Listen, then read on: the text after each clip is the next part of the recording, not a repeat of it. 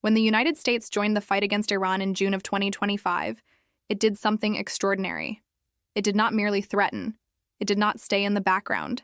It directly attacked three of Iran's most important nuclear sites, including Fordow, Natanz, and Isfahan, in an operation the Pentagon later called Operation Midnight Hammer. More than 125 American aircraft were involved. B-2 stealth bombers flew one of the most sensitive missions of the modern era. Massive ordnance penetrators, the so-called bunker buster bombs designed for deeply buried targets, were used against facilities that had been built specifically to survive attack. On paper, this looked like the beginning of something much larger. Historically, when the United States takes a step that dramatic against a country like Iran, the next step is usually escalation. More strikes. More targets, more retaliation, more pressure from both hawks and adversaries. But that did not happen, and understanding why it did not happen tells you more about American power, Iranian strategy, and the future of the Middle East than the bombs themselves ever could. Officially, the U.S. case was straightforward. The strike was described as narrow, deliberate, and focused on degrading Iran's nuclear program, not overthrowing the regime.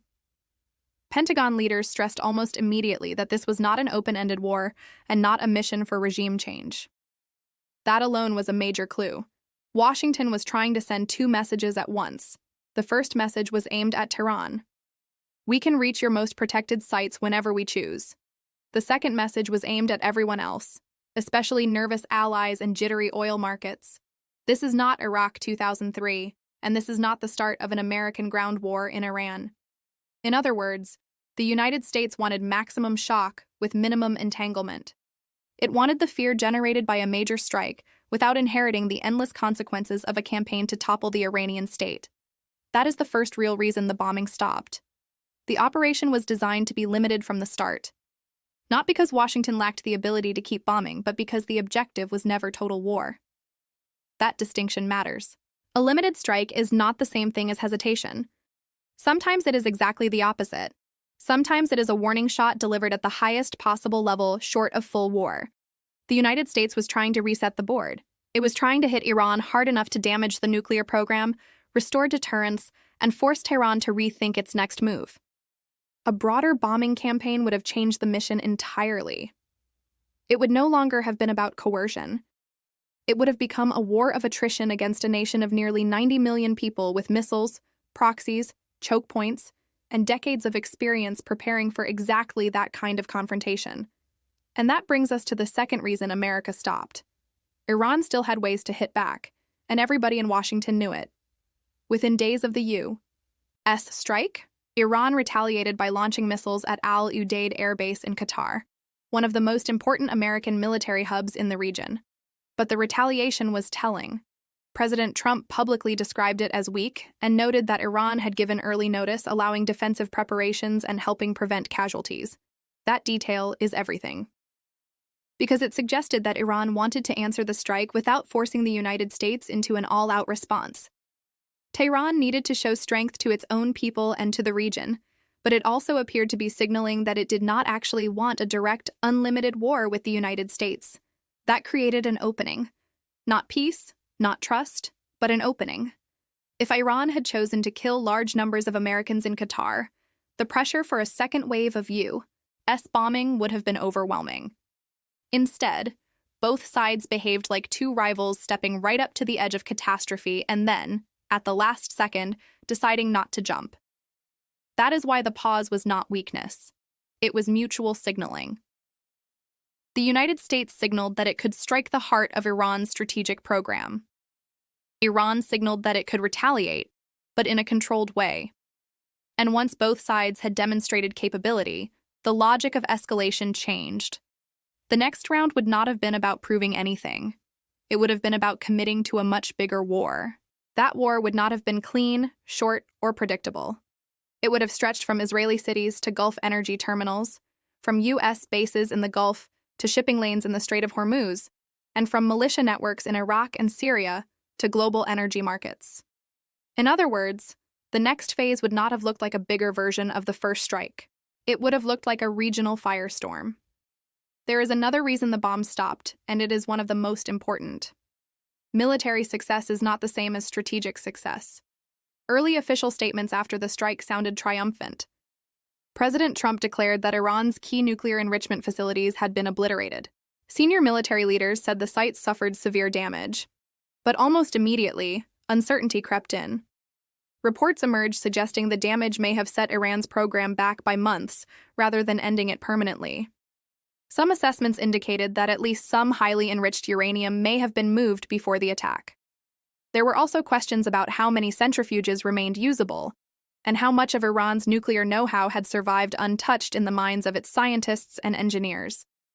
That uncertainty is crucial, because if the strike did not fully eliminate the program, then more bombing would not automatically solve the problem. It might only deepen it. This is one of the hardest truths in modern warfare. You can destroy buildings faster than you can destroy knowledge. You can crater a facility. You can collapse a tunnel. You can smash machinery buried under a mountain, but you cannot bomb physics out of existence.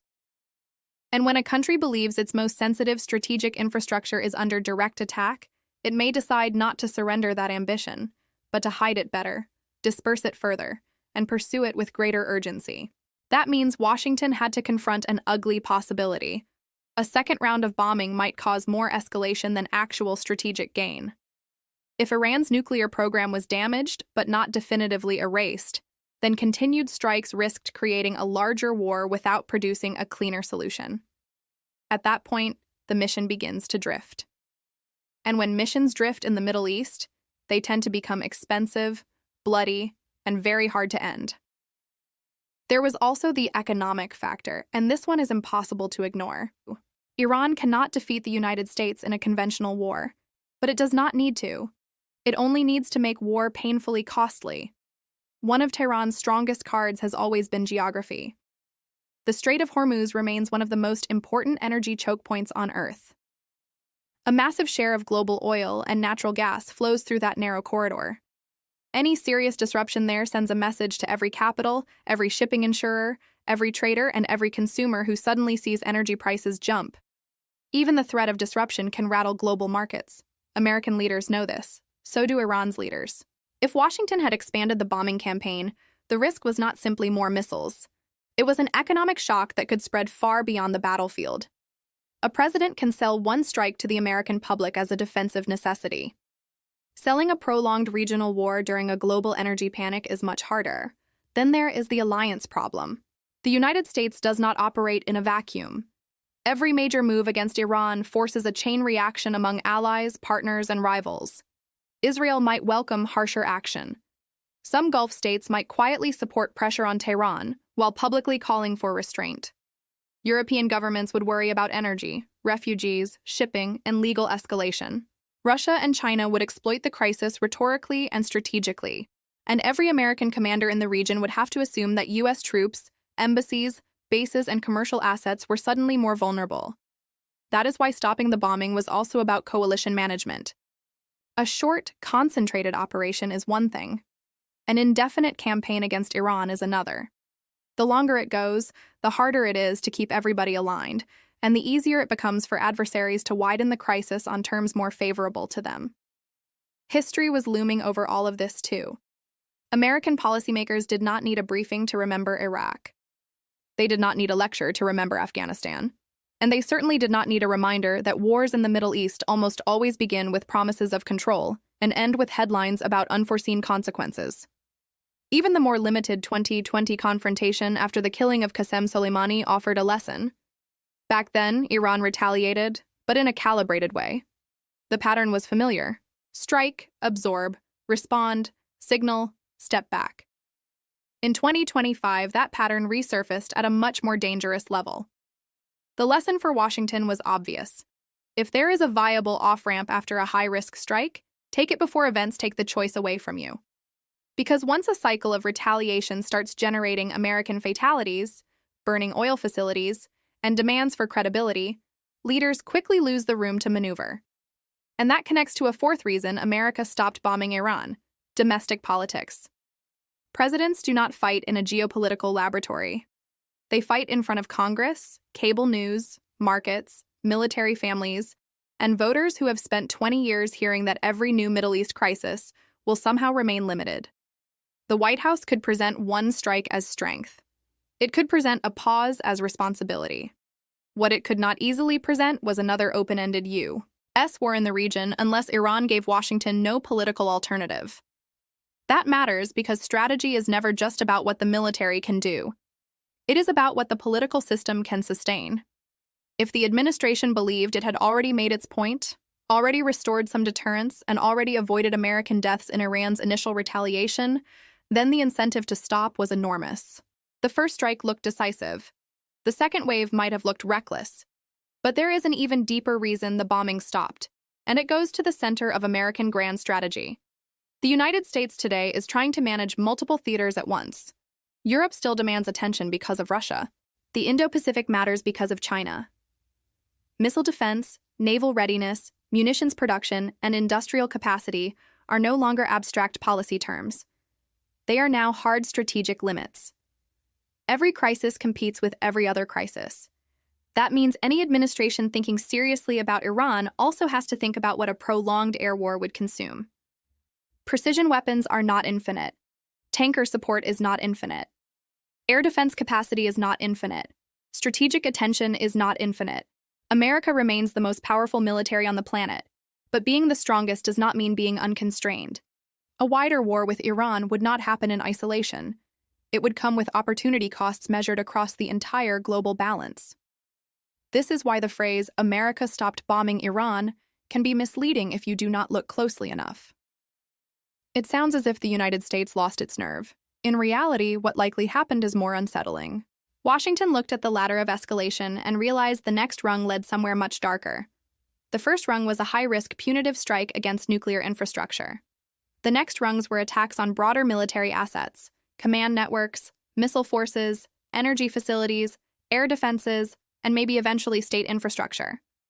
After that comes the familiar nightmare: regional proxy attacks, maritime disruption, civilian panic, global market shock, and the question every White House hates most: what if the air campaign doesn't finish the job? Because once that question appears, people start whispering the word occupation, and no American president wants that word anywhere near an Iran war. Tehran understood that too. Iran's leadership had every reason to survive, claim resilience, and avoid giving Washington the perfect pretext for escalation.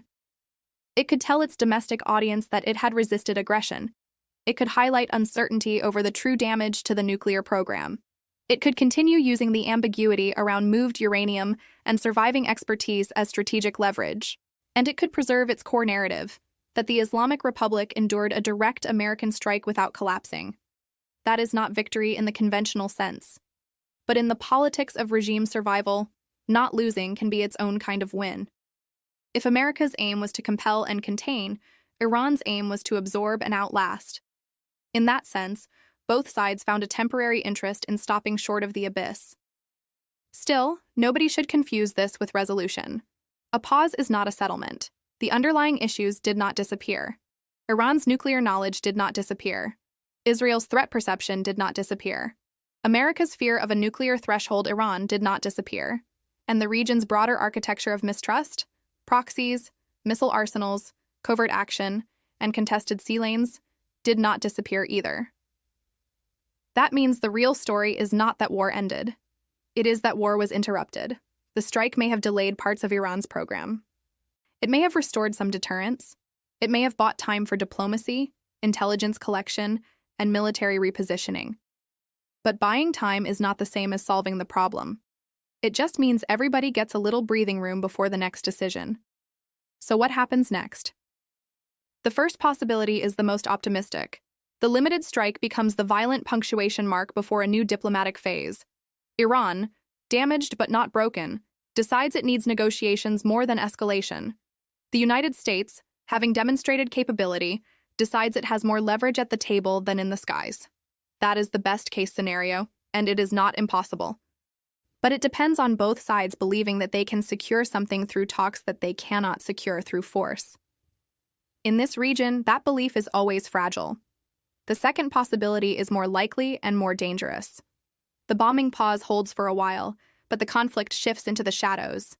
More covert action, more cyber operations, more assassinations, sabotage, proxy attacks, and maritime pressure. That would allow both sides to keep fighting without openly restarting a major war. In many ways, that has long been the default mode of the U.S. Iran confrontation. It is less dramatic than B-2 strikes on mountain facilities, but often more persistent and more corrosive. It keeps the crisis alive while avoiding the political cost of calling it what it is. Then there is the third possibility, the one that should worry everyone watching this region. The pause ends because one side misreads the other. Maybe Iran pushes too far. Maybe Israel decides time is running out and acts again. Maybe a militia rocket kills Americans somewhere in the region. Maybe intelligence emerges suggesting that the nuclear program recovered faster than expected. In that scenario, the strike of June 2025 stops looking like a contained action and starts looking like the prologue. That is the terrifying part. Not that America stopped bombing Iran, but that it may have stopped because the next move was too consequential to make quickly, not because the danger had passed. And that leaves us with the biggest takeaway of all. The reason America stopped bombing Iran was not simple mercy, simple fear, or simple success. It was a collision of strategy, signaling, limits, and risk. Washington appears to have concluded that one devastating strike could achieve a political and military effect that 10 more strikes might only complicate. Iran appears to have concluded that one calibrated retaliation preserved deterrence better than a mass casualty response that invited overwhelming force. Both sides, in different ways, chose controlled violence over uncontrolled war. That is not reassuring. In fact, it may be more dangerous in the long run, because it means the conflict is being managed, not resolved. It means the bombers went home, but the logic that sent them there is still alive. The silence after the strike was not the sound of peace. It was the sound of calculation. It was the sound of generals measuring escalation against mission limits, of presidents weighing force against consequence, of markets watching oil routes, of allies bracing for the next headline, and of Iran deciding how much pain it could absorb without changing course. America did not stop bombing because the region suddenly became safe. It stopped because the next chapter could have pulled the entire Middle East, and possibly the global economy, into a war far larger than the first blow. And that is what makes this story so important. The most revealing moment was not when the bunker busters hit the mountain. It was when the world held its breath afterward, waiting to see whether the United States would go back for more. And Washington decided, at least for now, that the next strike might cost more than the first one was worth. If you want more high-level breakdowns on military strategy, geopolitics, and the hidden logic behind the world's most dangerous flashpoints, subscribe now, turn on notifications, and stay with us for the next deep dive.